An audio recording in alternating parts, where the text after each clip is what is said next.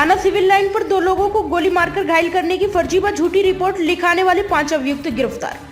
थाना civil line में आपसी रंजिश के चलते फर्जी व झूठा मुकदमा लिखवाने पर थाना सिविल लाइन पुलिस ने 2 झूठी व फर्जी रिपोर्ट लिखवाने वालों सहित 5 अभियुक्तों को गिरफ्तार किया, जिसको लेकर पुलिस अधीक्षक राजेश द्विवेदी ने बताया कि विगत माह 2 व्यक्तियों द्वारा थाना सिविल लाइन क्षेत्र में आरोपित किया गया कि उन्हें जान से मारने के उद्देश्य से कुछ व्यक्तियों द्वारा गोली मार दी गई है और छोड़कर भाग गए थे। इस मामले में जानकारी की गई तो ज्ञात हुआ कि विगत वर्ष जो घायल लोग थे उनके द्वारा जो नामित अभियुक्त हैं उनके परिजनों पर मुहर्रम के दिन गोलियों से हमला किया गया था, जिसमें वह घायल हुए थे, जिसमें यह और उनके परिवार के लोग जेल गए थे। कई के खिलाफ NSA भी किया गया।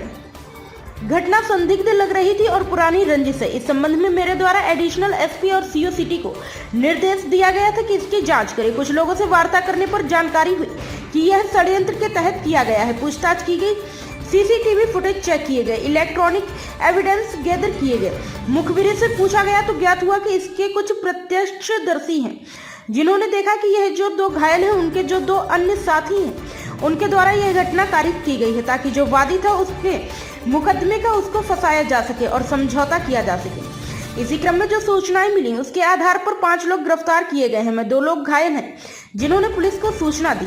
2 लोग जिन्होंने गोली मारी, एक व्यक्ति है जिसके द्वारा असलाह सप्लाई किया गया जिससे गोली मारी गई थी। विगत माह थाना सिविल लाइन क्षेत्र में ही 2 व्यक्तियों द्वारा आरोपित किया गया कि उन्हें जो है जान से मारने के उद्देश्य से गोली मार दी गई है।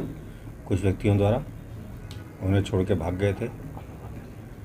इस संबंध में जो जानकारी की गई तो ज्ञात हुआ कि विगत वर्ष ये जो घायल लोग थे इनके द्वारा जो नामित अभियुक्त हैं उनके परिजनों पर मुहर्रम के दिन हमला किया गया था गोलियों से और वो घायल हुए थे, जिसमें ये और इनके परिवार के लोग सभी लोग जेल गए थे। कई के खिलाफ NSA भी किया गया था। घटना संदिग्ध लग रही थी क्योंकि पुरानी रंजिश है और फिर इस अब कहना कि गोली मारी गई है। इस संबंध में मेरे द्वारा निर्देश दिया गया था एडिशनल SP को, CO सिटी को, इसको ठीक से जांच करें। कुछ लोगों से वार्ता करने पर जानकारी हुई कि यह षड्यंत्र के तहत किया गया है और पूछताछ की गई, CCTV फुटेज देखा गया, इलेक्ट्रॉनिक एविडेंस गैदर किया गया, मुखबिर मामूर किए गए तो ज्ञात हुआ कि इसके कुछ प्रत्यक्षदर्शी हैं जिन्होंने देखा कि ये दोनों जो घायल हैं इनके 2 अन्य साथी हैं उनके द्वारा यह घटना कारित की गई ताकि जो है दूसरे पक्ष को जो कि वादी था पिछले मुकदमे का उसको फंसाया जा सके और समझौता किया जा सके।